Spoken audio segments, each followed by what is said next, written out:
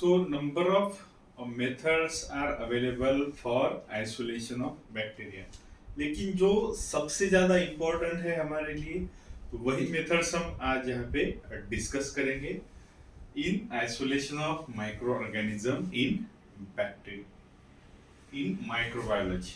Okay, so isolation of microorganisms or bacteria in microbiology. तो यहाँ पे हम तीन इंपॉर्टेंट मेथड्स के बारे में बात करने वाले हैं.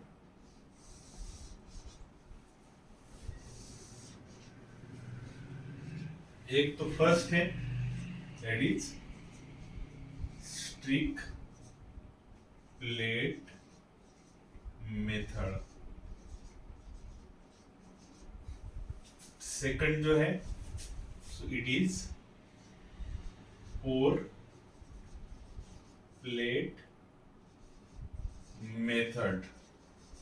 और थर्ड है so it is spread plate method. तो हर मेथड में हम क्या करने वाले हैं so we are just decreasing the number of, for example, bacteria such that it will gives well isolated colonies. ठीक है, हर मेथड का हमारा एक ही उद्देश्य है कि हम क्या करेंगे. अब हमें पता है कि there are too many number of cells per ml, लेकिन हमें कैसी मिलनी चाहिए. सो मैं जनरली क्या करते हैं सेल का जो नंबर है वो डिक्रीज करते हैं. मतलब क्या करते हैं सो कंसंट्रेशन जो है वो क्या करने की कोशिश करते हैं डिक्रीज करने की कोशिश करती है such that it will gives well isolated colonies. या फिर हमें काउंट करते आनी चाहिए. ठीक है, या फिर हमसे कोई मिस नहीं होना चाहिए. Should not miss. Okay, should not miss any cell. ठीक है, लेकिन ये तो अप्रोक्सीमेट ही मेथड है. ये तो कोई मतलब इससे कोई 100% एक्यूरेट रिजल्ट नहीं आते हैं, लेकिन but these results are acceptable. Okay, acceptable है हमारे लिए अंडरस्टैंड करने के लिए ये आसान होता है. तो हर मेथड में हम क्या कर रहे हैं, आपको हर चीज को बारीकाई से स्टडी करना है, केयरफुली उसको नोट डाउन करना है. ठीक है, कंसंट्रेशन क्या हो रहा है, नंबर ऑफ सेल जो हो रहा है कम हो रहा है, काउंट होना चाहिए और कोई सेल भी मिस होनी नहीं चाहिए. अगर हम पोर प्लेट मेथड की बात करें तो हम क्या करते हैं उसमें डायलूशंस इस्तेमाल करते हैं सैंपल के. स्प्लिट प्लेट मेथड की भी बात करें तो उसमें भी हम क्या करते हैं सैंपल के डायलूशंस करते हैं. लेकिन ये सारी चीजें समझने से पहले हमें बाकी के भी कोई फैक्टर्स समझने जरूरी होते हैं. तो उससे पहले हम जो सिंपलेस्ट मेथड है that is streak plate method, उससे हम शुरुआत करते हैं. So how to perform the streak plate method. अब स्ट्रिक प्लेट मेथड में क्या करते हैं हम. So we generally So what we do in strict plate method.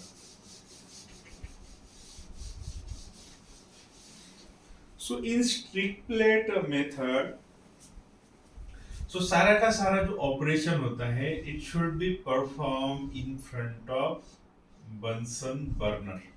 ठीक है, बंसन बर्नर के सामने ही ये सारा जो अपना ऑपरेशन है ये परफॉर्म करना है हमें. This is the Bunsen burner. ठीक है, इसके फ्लेम के सामने ही हमें पूरा ऑपरेशन परफॉर्म करना है. सो अंडर असेप्टिक कंडीशन, समझो ये हमारा वर्किंग प्लेस है, तो यहाँ पे इसके सामने हमें ये सारा का सारा काम परफॉर्म करना है. सो भैया अब इसकी रिक्वायरमेंट क्या क्या होती है. बंसन बर्नर होता है, उसके बाद होता है डिसइंफेक्टेंट यानी कि अल्कोहल, जो एरिया को डिसइंफेक्ट करने के लिए हम इस्तेमाल करते हैं. और क्या चाहिए होता है, सो हमें चाहिए होता है wire loop. So it is generally made up of nichrome. हम निक्रोम वायर लूप यूज करते हैं, या फिर हम इसको इनोकुलेशन नीडल भी बोलते हैं. Inoculation needle. सो ये सिंपलेस्ट होता है इनोकुलेशन नीडल. देखिए इसका प्लास्टिक का हैंडल बना होता है, मेटल का एक छोटा सा रॉड होता है जो इस प्लास्टिक के हैंडल में फिट किया जाता है. अब इस रॉड में हम क्या करते हैं, so we fix the nichrome wire. ठीक है, इसका इस प्रकार से लूप बनाते हैं हम. So that's why it is called as nichrome wire loop. तो यहाँ से हम होल्ड करते हैं, इसको हैंडल भी हम बोल सकते हैं. यहाँ से इसको होल्ड करते हैं. सो ये सिंपल स्ट्रक्चर है इनोकुलेशन नीडल, या फिर इसको हम क्या बोल सकते हैं, वायर लूप बोल सकते हैं. तो सारा का सारा ऑपरेशन हम इसी चीज से करते हैं. Then we require sample. Sample चाहिए होता है. Then sterilise petri plate. Petri plate containing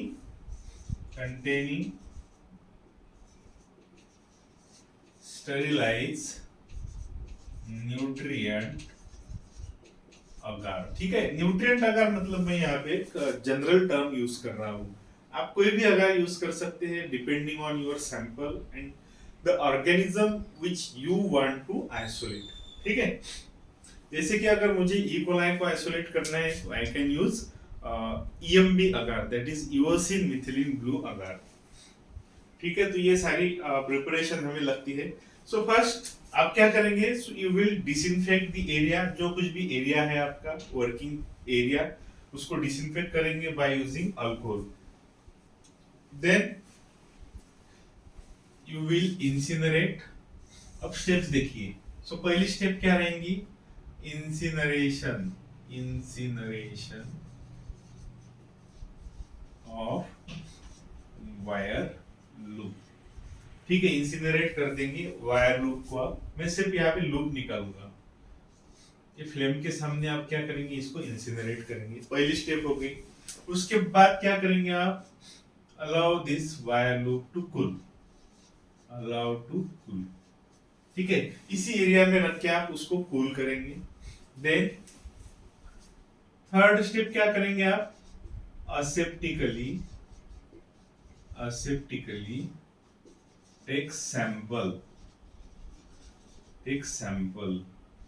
with the help of wire loop, कि जो आपने ऑलरेडी क्या कर रखी है, स्टरलाइज कर रखी है. ठीक है, आपको पेट्री प्लेट को आपकी लेफ्ट हैंड में होल्ड करना है. तो ये देखिए आपने सैंपल ले लिया और पेट्री प्लेट को आपको लेफ्ट हैंड में होल्ड करना है. उसके बाद क्या करेंगे आप, so we will transfer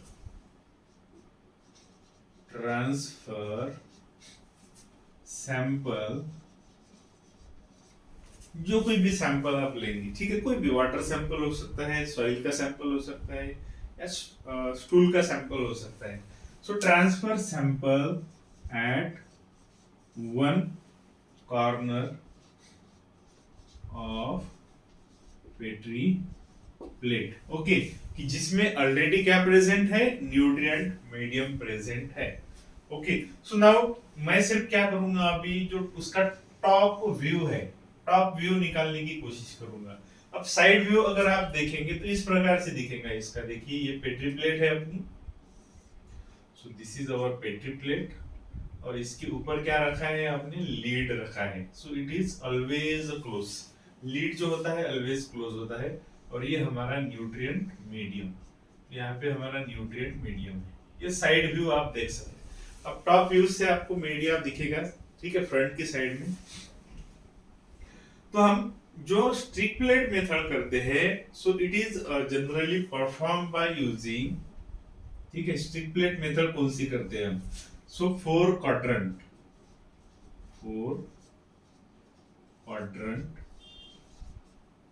method. अब अब 4 क्वाड्रेंट मेथड मतलब क्या करते हैं हम, इस पेट्री प्लेट को 4 हिस्से में बांट देते हैं, ठीक है। 4 हिस्से में क्या कर देंगे, इसको बांट देंगे। So suppose this is the back side of petri plate, ये जो है बैक साइड, ठीक है, बॉटम साइड, ये बैक साइड है। इसको क्या करेंगे हम, 4 हिस्सों में डिवाइड कर देंगे, first, second, third and now this is the fourth. तो ये 4 क्वाड्रेंट में आपने क्या कर दिया, पेट्री प्लेट को डिवाइड कर दिया। तो आप क्या करेंगे, transfer sample at one corner of petri plate, ठीक है। पेट्री प्लेट को ट्रांसफर, सैंपल तो ट्रांसफर करेंगे, लेकिन लीड को आपको वहां से रिमूव नहीं करना है। So don't remove the lead, okay, just move the lead, okay, up side. So lead को आप सिर्फ क्या करेंगे, स्लाइटली, ये देखिए इस प्रकार से देख सकते हैं। ये पेट्री प्लेट है, ये लीड देखिए इस प्रकार से रहेगा। आपने लीड को इस प्रकार से होल्ड करके रखा है, ये आपकी पेट्री प्लेट है। तो जस्ट 45 डिग्री के एंगल के हिसाब से आप क्या करेंगे, लीड को रिमूव करेंगे। So by holding petri plate in your left और राइट हैंड, जो आप यूज करते हैं वो यूज कर सकते हैं, नो प्रॉब्लम। अगर वायर लूप आपके राइट हैंड में है तो आपको पेट्री प्लेट क्या करना पड़ेगा, लेफ्ट हैंड में होल्ड करना पड़ेगा। उसका बेस जो है आपके हैंड पे प्लेस होना चाहिए। तो यहाँ पे आपने पहले क्या कर लिया, पेट्री प्लेट को 4 क्वाड्रेंट्स में डिवाइड कर दिया। फिर पहले तो सैंपल ले लिया था आपने, फिर पेट्री प्लेट को उठाया, पेट्री प्लेट में क्या कर लिया आपने, लीड को हल्का सा उठा लिया in front of flame. All operations should be performed in front of flame only. Okay. So उसके बाद क्या करेंगे आप, so transfer sample at one corner of petri plate। अब इसको क्या करेंगे आप, टर्न कर लेंगे, इसको टर्न कर लिया और अभी फ्रंट व्यू देखेंगे आप। ये आपने ऑलरेडी मार्किंग कर लिया, जब प्रैक्टिस हो जाती है तो मार्किंग करने की ज्यादा जरूरत नहीं पड़ती है।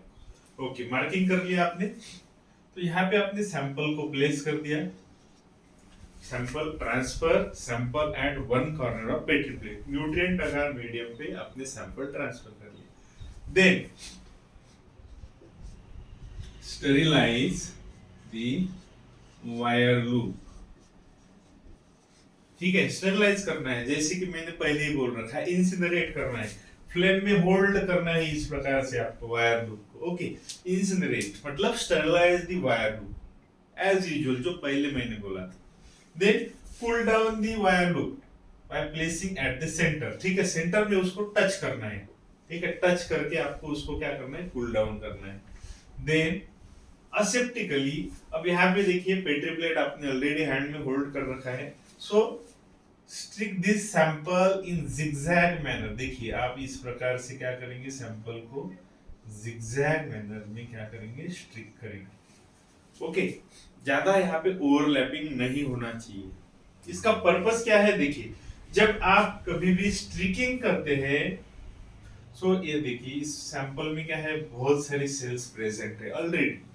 तो इसमें सेल्स को क्या कर रहे हैं आप, ये देखिए, ये आप जब जिगजैग मैनर में बैक एंड फोर्थ मूव कर रहे हैं तो नंबर ऑफ सेल जो थे यहाँ पे बहुत ज्यादा सेल्स है, बहुत ज्यादा सेल्स। धीरे धीरे उसका जो नंबर है वो क्या होते जाएगा, कम कम कम कम कम कम होते जाएगा। मतलब क्या कर रहे हैं आप, सेल का नंबर डायलूट कर रहे हैं, डिक्रीज कर रहे हैं। देखिए जैसे जैसे आप इस वायर लूप को मूव करेंगे, नंबर ऑफ सेल जो है वो कम कम होती जाएंगी। Then sterilise the wire loop, उसके बाद streak the sample in zigzag manner, streak the sample in zigzag manner. Okay, back and forth इस प्रकार से आपको क्या करना है, उसको सैंपल को स्ट्रिक करना है। इसलिए हम क्या बोलते हैं, स्ट्रिक प्लेट मेथड या फिर 4 क्वाड्रेंट मेथड। क्यों, क्योंकि 4 क्वाड्रेंट्स इसमें इन्वॉल्व होते हैं। सो this is the first quadrant, second, third and fourth quadrant. ये हो गया स्ट्रिक, हो गया आपका सैंपल। फिर से क्या करना है, so you have to repeat the fifth and sixth steps. Okay, fifth and sixth जो स्टेप है ये रिपीट करना है आपको।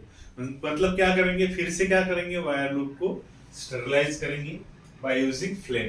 स्टरलाइज करेंगे मतलब क्या होगा, यहाँ पे जो कोई भी सेल्स होंगी वो किल हो जाएंगे। ठीक है, क्योंकि आपका पर्पस क्या है, इस सैंपल में से सेल को सेपरेट करना है, आइसोलेट करना है बैक्टीरिया को। तो चलो ये हो रहा है, आपका पहला क्वाड्रेंट हो गया। सेकंड क्वाड्रेंट में क्या करेंगे, देखिए सिंपल, यहाँ पे एक स्ट्रिक घुमाएंगे आप स्टरलाइजेशन के बाद। फिर से आपको मिक्स नहीं होने देना है। ये देखिए सेकंड स्ट्रिक हो गया आपका जिगजैग मैनर में।